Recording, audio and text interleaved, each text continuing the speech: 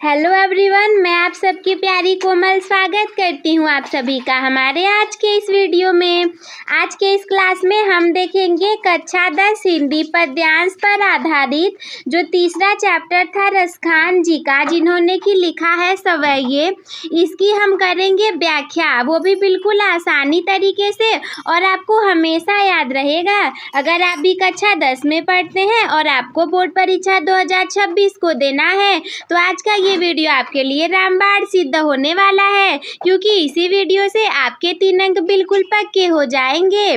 तो चलिए शुरू करते हैं बिना आपके समय को बर्बाद किए। जैसा कि चैप्टर का नाम है हमारे सवैये, तो सबसे पहला वाला पद्यांश हमारे सामने कुछ इस प्रकार है। मानुष हो तो वही रस खानी, बसो ब्रज गोकुल गाँव के ग्वारन। जो पशु हो तो कहाँ बस मेरो, चरो नित नंद की धेनु मंझारन।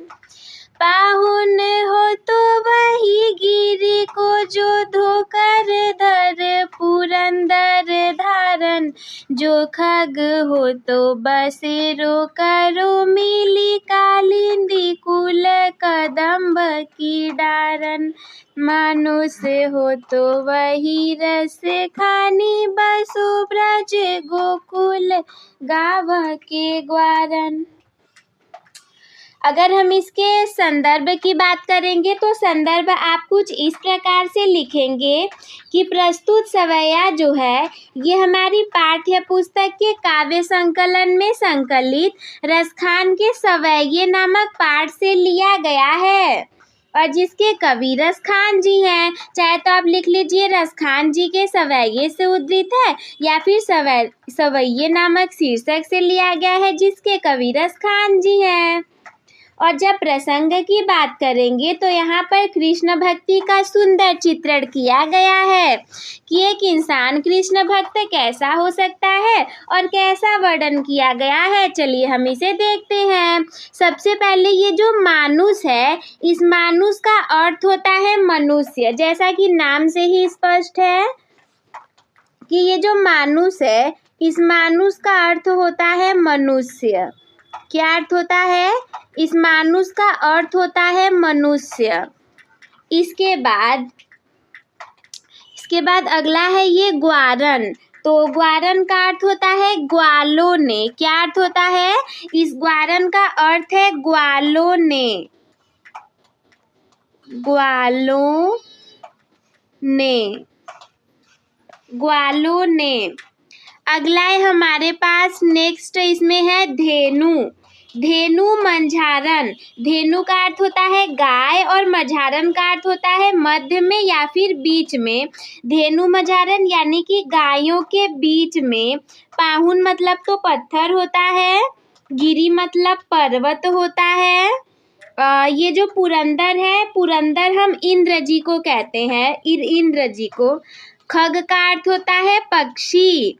बसेरा करना अर्थात निवास करना। कालिंदी मतलब यमुना। कालिंदी इंपॉर्टेंट है, कालिंदी मतलब यमुना, आप याद रखोगे। कालिंदी मतलब यमुना। और इसके बाद है कूल। कूल का मतलब होता है किनारा। स्कूल का मतलब है किनारा। तो अब हम इसके अर्थ को देखेंगे। तो जो ये हमारे सामने पद्यांश है ना, इसमें जो श्री कृष्ण के अनन्य भक्त रसखान कवि हैं, ये अपने इष्ट देव को समीप्य चाहते हैं, यानी कि ये चाहते हैं कि वो कैसे होने चाहिए कृष्ण भक्ति में लीन, और इनकी ये जो भावना है इसी को व्यक्त करते हुए ये कुछ इस प्रकार कहते हैं। मानुष हो तो वही रस खानी, बसो ब्रज गोकुल गाँव के ग्वारन।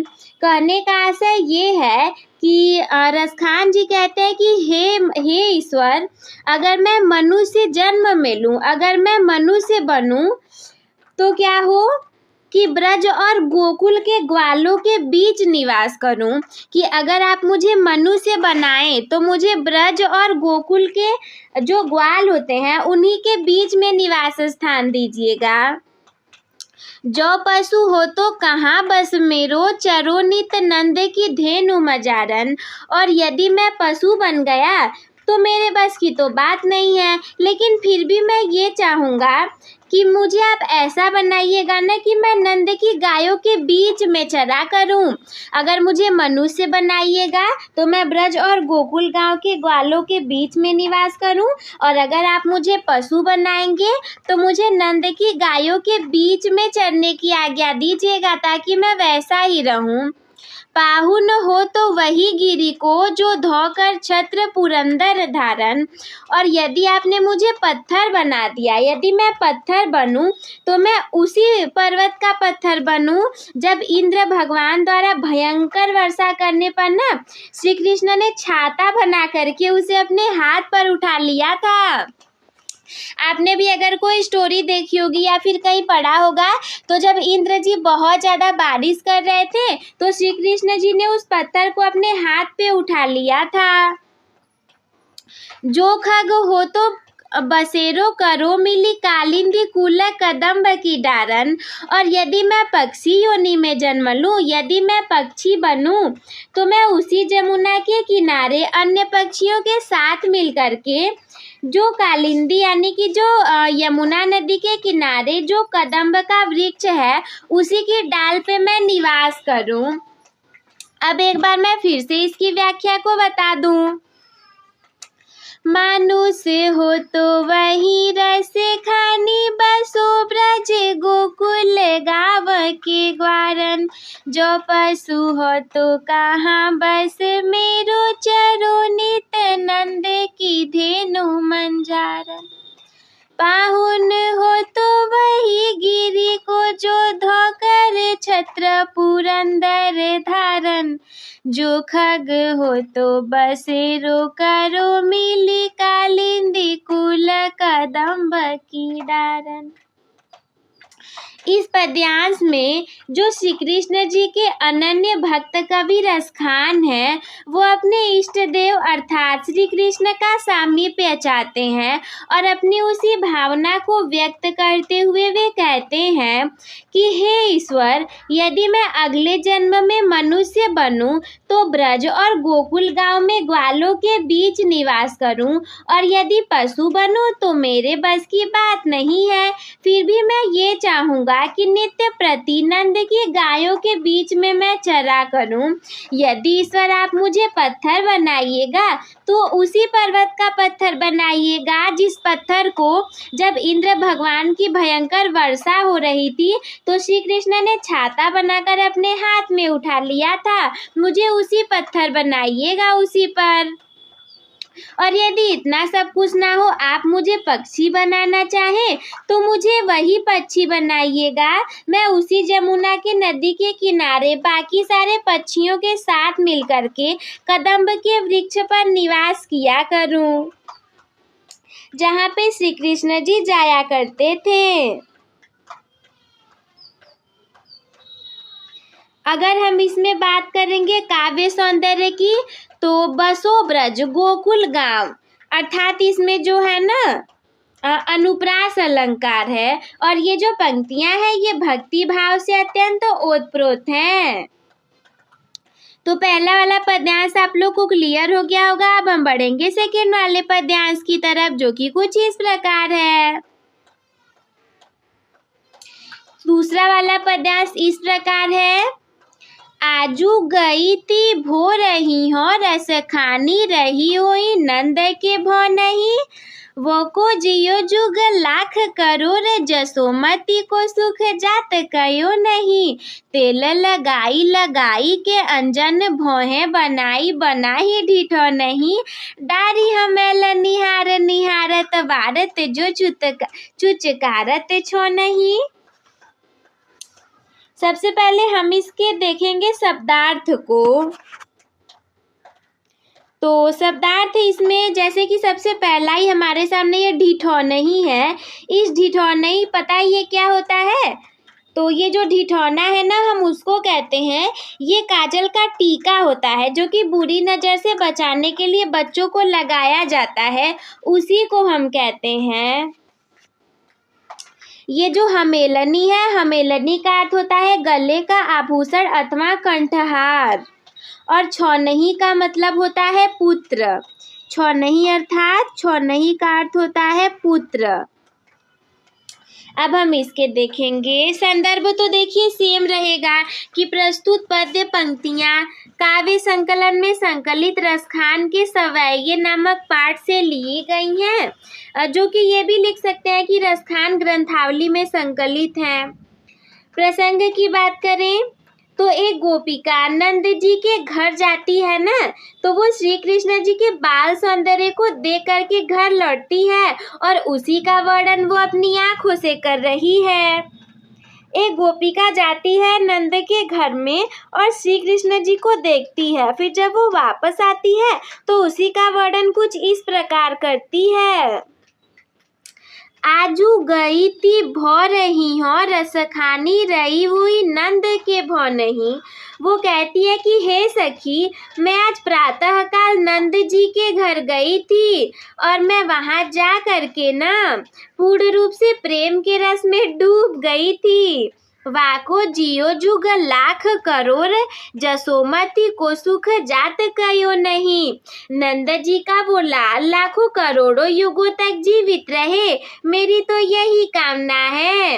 यशोदा ऐसे लाल को पा करके अत्यंत ही सुखी है और जो सुख की अनुभूति उसे हो रही है, हम कभी भी उसका वर्णन नहीं कर पाएंगे।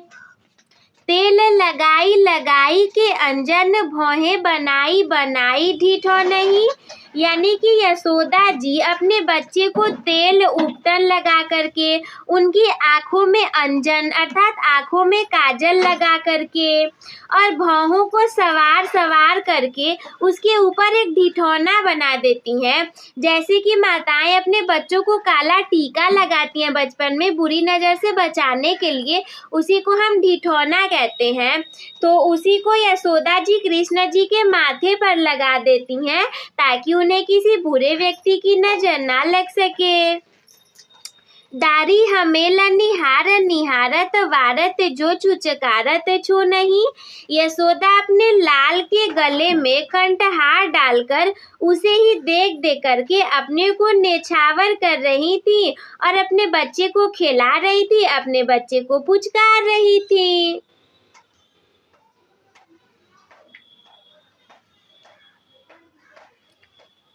इसमें थोड़ी थोड़ी अनुप्रास अलंकार की जगह जैसे हमेलनी हार, लगाई लगाई, बनाई बनाई, तो ऐसे करके ये अनुप्रास अलंकार है। एक बार फिर से हम इसके अर्थ को देखेंगे। आजू गई ती भो रही हो रस खानी रही हुई नंद के भो नहीं। वाको जियो जुग लाख करोड़ जसोमती को सुख जात कयो नहीं। तेल लगाई लगाई के अंजन भोहे बनाई बनाई ढिठो नहीं। डारी हमेला निहार निहारत वारत जो छुचकारत छो नहीं।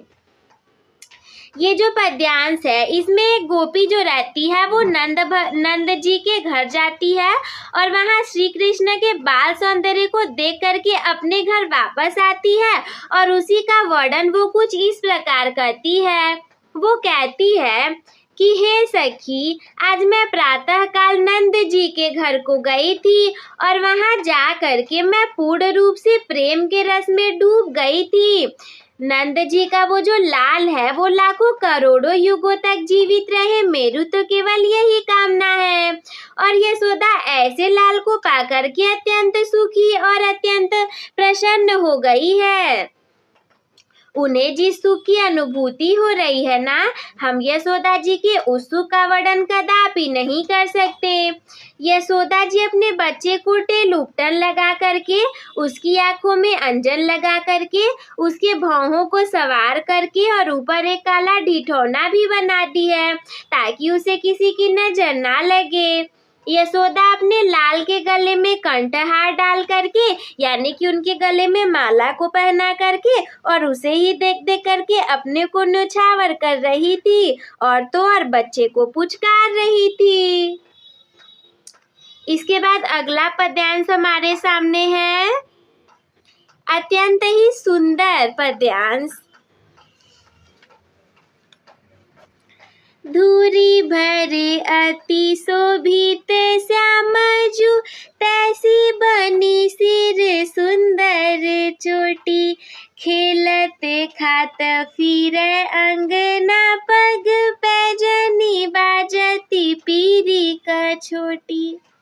वाछबी को रस खानी बिलोकत, वारत काम कला निधि कोटि।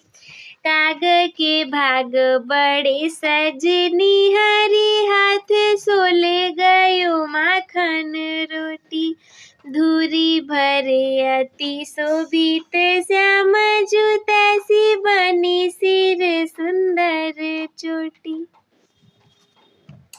अगर हम इसके संदर्भ की बात करेंगे तो ये जो पैजनी है, आपने गांव में नाम तो सुना ही होगा। पैजनी का अर्थ होता है पायल, पैजनी का अर्थ होता है पायल, और कछोटी का अर्थ होता है कच्छा। जो बच्चे छोटे रहते हैं तो पहनते हैं ना कच्छा, वही वाली कछोटी।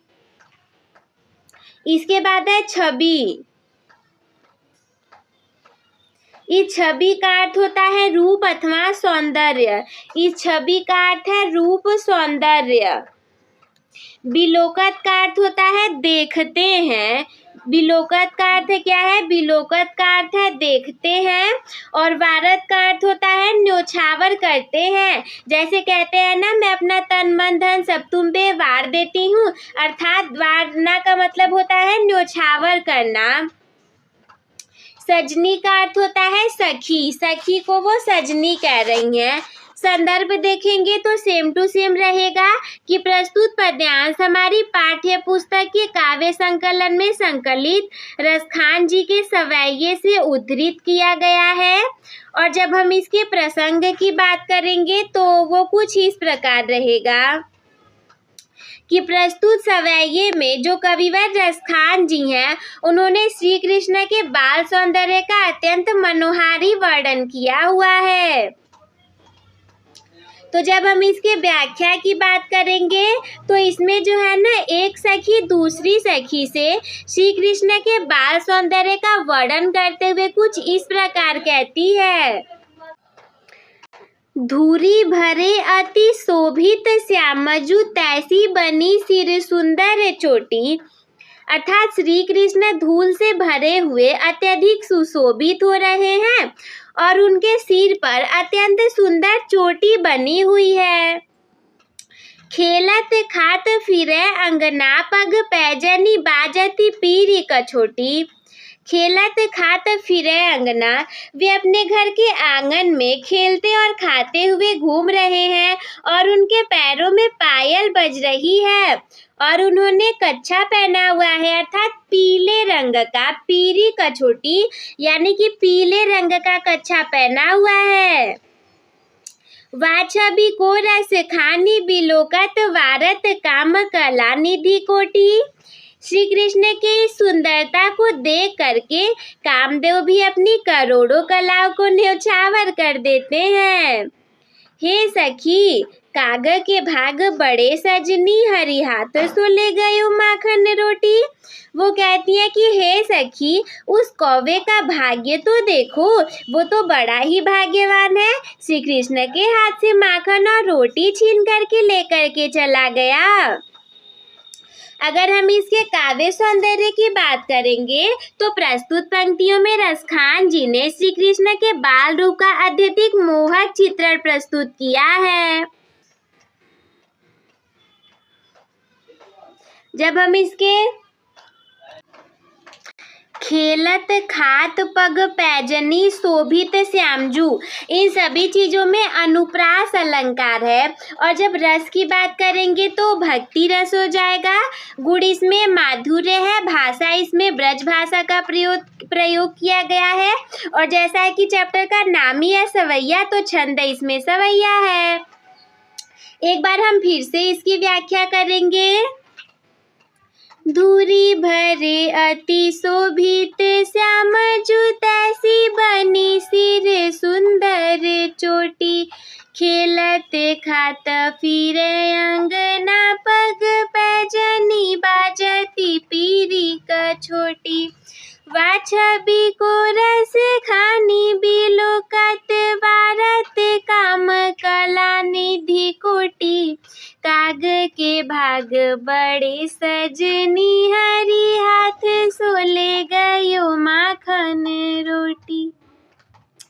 इसमें एक सखी दूसरी सखी से श्री कृष्ण के बाल सौंदर्य का वर्णन करते हुए कहती है कि श्री कृष्ण के धूल से भरे हुए, श्री कृष्ण जी धूल में खेल रहे थे, तो वो कहती है कि धूल से भरे हुए श्री कृष्ण जी अत्यंत सुशोभित हो रहे हैं और उनके सिर पे अत्यधिक सुंदर चोटी बनी हुई है। वो अपने घर के आंगन में खेलते और खाते हुए घूम रहे हैं, और तो और उनके पैरों में पायल भी बज रही है।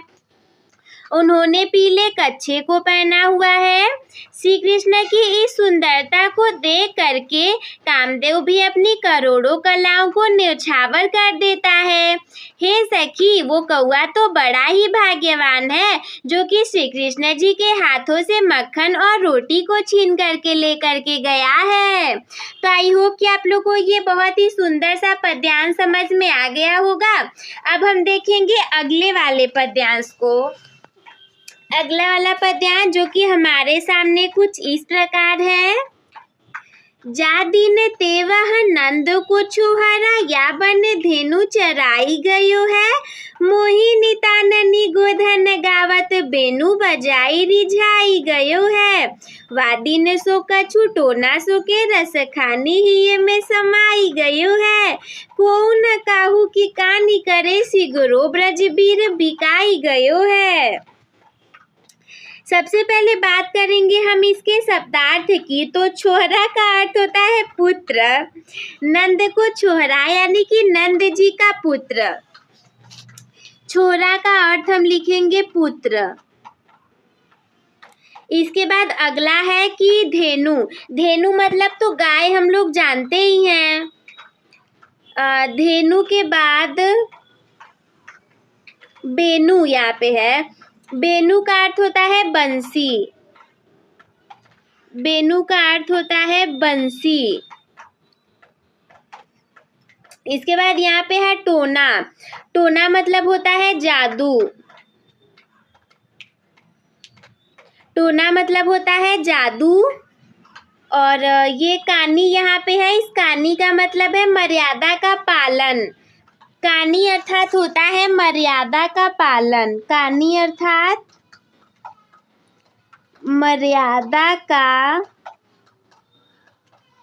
पालन। कानी अर्थात मर्यादा का पालन। और इसके बाद यहाँ पे है सिगरो ब्रज। सिगरो मतलब होता है संपूर्ण। सिगरो अर्थात संपूर्ण। सिगरो अर्थात संपूर्ण। संदर्भ देखिए सेम टू सेम वही रहेगा कि प्रस्तुत पद्यांश हमारी पाठ्य पुस्तक काव्य संकलन से अवतरित है, जो कि रसखान कवि द्वारा रचित रसखान ग्रंथावली में संकलित सवैये नामक शीर्ष से लिया गया है। प्रसंग की बात करें तो इसमें ब्रज की गोपियों पर श्री कृष्ण के मनमोहक प्रभाव का सुंदर चित्रण हुआ है। और एक गोपी दूसरी गोपी से कहती है, जा दिन ते वह नंद को छोहरा, या बन धेनु चराई गयो है। अरे जिस दिन से वो नंद का लाडला बेटा, नंद का लाडला बालक, नंद जी का लाडला पुत्र इस वन में आकर के गायों को चरा करके गया है ना, मोहिनी ताननी गोधन गावत बेनु बजाई रिझाई गयो है। अपनी मोहिनी तान को सुना करके और बंसी बजा करके हम लोगों को रिझा करके गया है। वह दिन सो कछु टोना सो के रस खानी हिया में समाई गयो है। उसी दिन से ऐसा मालूम पड़ रहा है ना कि वो कोई जादू सा करके गया है और हमारे मन में प्रवेश कर गया है। हिया में समाई गयो है, हृदय में प्रवेश कर गया है। को न काहू की कानी करे सिगरो ब्रज बीर बिकाई गयो है। अरे इसीलिए ना अब कोई भी गोपी किसी भी मर्यादा का पालन नहीं करती। उन्होंने तो अपनी लाज शर्म का त्याग कर दिया है और ऐसा मालूम पड़ता है कि संपूर्ण ब्रज ही उस कृष्ण के हाथों बिक गया है। अगर हम इसके काव्य सौंदर्य की बात करेंगे तो यहाँ गोपियों पर श्री कृष्ण के जादू का सजीव वर्णन किया गया है। भाषा इसमें ब्रज भाषा है, शैली मुक्तक है, छंद इसमें सवैया है और देखिए इसमें जैसे श्रृंगार का वर्णन किया गया है तो रस इसमें श्रृंगार हो जाएगा और अलंकार इसमें अनुप्रास हो जाएगा। जैसे ब्रज बीर, बेनु बजाई, गोधन गावत, बन धेनु, ऐसे करके इसमें अनुप्रास अलंकार हो गया है। एक बार फिर से हम इसकी व्याख्या करेंगे। जादिन ते वह नंद को छुहराया, बन धेनु चराई गयो है। मोहिनी ताननी गोधन गावत, बेनु बजाई रिझाई गयो है। वादिन सो कछु टोना सो के रस खानी हिया में समाई गयो है। को न काहू की कानी करे सिगरो ब्रज बीर बिकाई गयो है। हे सखी, जिस दिन से वो नंद जी का बालक इस वन में आकर के गायों को चरा करके गया है और अपनी मोहिनी तानों को सुना करके बंसी को बजा करके हमें रिझा करके गया है, अरे उसी दिन से ऐसा मालूम पड़ता है कि वो हमारे ऊपर कोई जादू सा करके चला गया है और हम सभी के हृदय में समा गया है। अब कोई भी गोपी किसी भी मर्यादा का पालन नहीं करती और तो और सारे गोपियों ने अपनी लाज शर्म को त्याग दिया है। ऐसा मालूम पड़ता है कि संपूर्ण ब्रज ही उस कृष्ण के हाथों बिक गया है।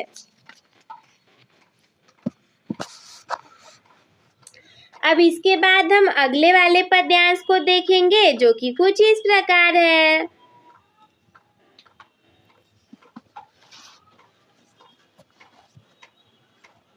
अगला पद्यांश इस प्रकार है। कान्ह भय बस बांसुरी के, अब कौन सखी हमको चई है। निस धौस रहे संग साथ लगी, यह सौतीन तापन क्यों सही है। जिन मोहि लियो मन मोहन को, रस खानी सदा हमको दई है। मिली आओ सब सखी भागी चले, अब तो ब्रज में बांसुरी रही है। ये जो चाहिए है, इस चाहिए का अर्थ होता है चाहेगा। निसधौस का अर्थ होता है रात दिन, निसधौस यानी रात दिन। तापन का अर्थ है दुखों का, तापन का अर्थ है दुखों का। दहिये का अर्थ होता है जलाएगी, दहिये का अर्थ है जलाएगी। संदर्भ की बात करें तो प्रस्तुत पद्यांश हमारी पाठ्य पुस्तक काव्य संकलन से अवतरित है और ये पद रसखान द्वारा लिखा गया है जो कि रसखान ग्रंथावली से उद्धृत है। प्रसंग की बात करेंगे तो भगवान श्री कृष्ण का जो अपने प्रिय बांसुरी के प्रति प्रेम और सम्मान है, उसे देख करके ना गोपियाँ उस बांसुरी से ईर्ष्या कर रही हैं और आपस में बातचीत कर रही हैं। आपको पता है कि उसमें एक सखी दूसरे सखी से क्या कहती है? कान भये बस बांसुरी के, अब कौन सखी हमको चाहिए। वो कहती है कि हे सखी, श्री कृष्ण जी तो बस बांसुरी के हो गए हैं, वो तो बांसुरी के वशीभूत हो गए हैं। अब हम लोगों को यहाँ कौन पूछेगा, अब हम लोगों को यहाँ कौन चाहेगा। निषधोष रहे संग साथ लगी, यह सौतीन तापन क्यों सही है। अरे ये सौतन बांसुरी रात दिन इनके साथ लगी रहती है, हम लोग भला इस सौत द्वारा दिए गए कष्टों का क्यों सहन करें। जिन मोही लियो मन मोहन को, रस खानी सदा हमको दई है। जिस बांसुरी ने मनमोहन श्री कृष्ण को मोह लिया है, वो हमको सदैव जलाती रहेगी। मिली आओ सबे सखी भागी चले, अब तो ब्रज में बांसुरी रही है।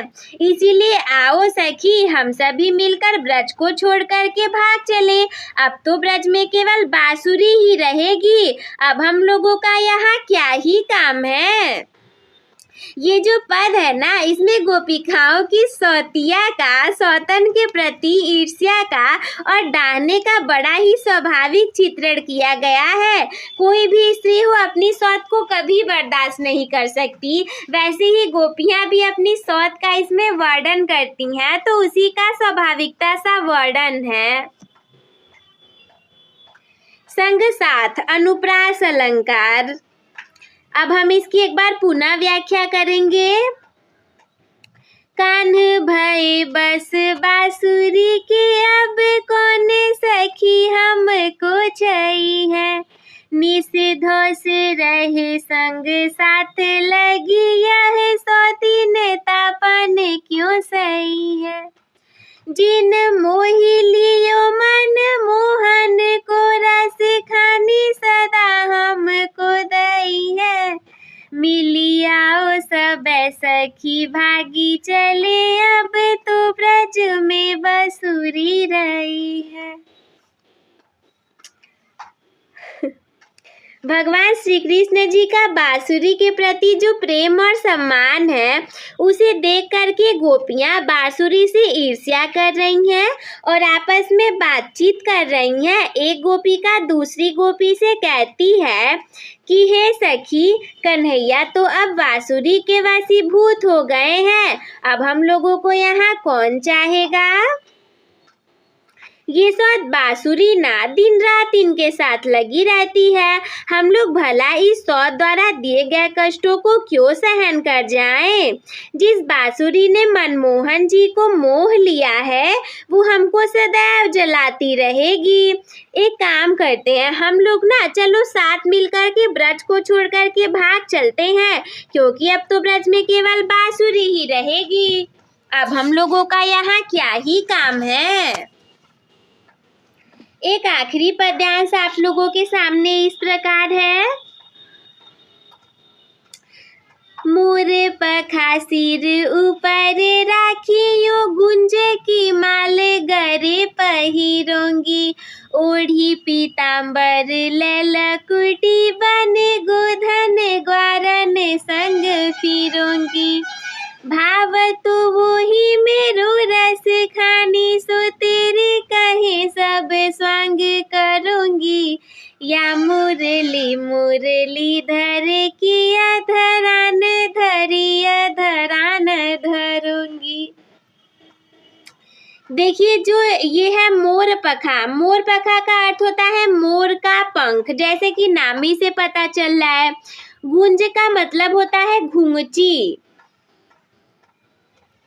इसके बाद है भाव तो वो ही मेरो रस खानी, अर्थात मेरे रस की खास श्री कृष्ण जो कि प्रिय है। स्वांग मतलब होता है अभिनय करना। संदर्भ देखिए सेम रहेगा कि प्रस्तुत पद्यांश हमारी पाठ्य पुस्तक के काव्य संकलन में संकलित रसखान के सवैज्ञ से उद्धृत है। प्रसंग की बात करें तो गोपिकाएं कृष्ण का वेश बना करके उसका स्वांग रचाना चाहती हैं और एक सखी उनके सभी परिधान को धारण करके तैयार हो जाती है। वो तैयार तो हो जाती है जैसे श्री कृष्ण तैयार होते हैं, परंतु ईर्ष्यावश बांसुरी को धारण नहीं करना चाहती और वो कहती है, क्या कहती है कि मोर पखा सिर ऊपर राखियो। हे सखी, मैं श्री कृष्ण की तरह मोर पंख को अपने सर के ऊपर रख लूंगी। गुंजे की माल गले पहिरूंगी, गले में मैं वनमाला को धारण कर लूंगी। ओढ़ी पीताम्बर ले लकुटी, मैं पीताम्बर को ओढ़ लूंगी। लकुटी को, डंडे को, लाठी को ले करके बनगोधन ग्वारन संग फिरूंगी। लकुटी को ले करके मैं गायों ग्वालों के साथ वन में घूमूंगी। भावत वो ही मेरो रस खानी, सो तेरे कहे सब स्वांग करूंगी। इसके अतिरिक्त ना तुम लोग को जो जो भी अच्छा लगेगा मैं वो सारे नाटक करूंगी। किंतु ये जो मुरली है ना, ये मुरलीधर की है। या मुरली मुरलीधर की अधरान धरी अधरान धरोंगी। और उन्होंने इसे अपने अधरों पर धारण किया है और इसीलिए मैं अपने अधरों पर धारण नहीं करूंगी, क्योंकि ये मुरली तो मेरी सौत है और श्याम के जिन अधरों का रसवादन मुझे करना था उसे इस बांसुरी ने किया है। काव्य सौंदर्य की बात करें तो जैसे पिछले वाले पद्यांश में सौतन के प्रति ईर्ष्या का वर्णन किया गया था, वैसे इसमें भी सौतियता का बड़ा ही स्वाभाविक सा चित्रण है। और फिर से हम इसकी एक बार फिर से व्याख्या कर देते हैं। मोर पखा सिर ऊपर राखी हो, गुंजे की माले गले पहिरूंगी। ओढ़ी पीताम्बर ले लकुटी, बने गोधन ग्वारन संग फिरूंगी। भाव तो वो ही मेरो रस खानी, सो तेरे कहे सब स्वांग करूंगी। या मुरली मुरलीधर की अधरान धरी अधरान धरूंगी।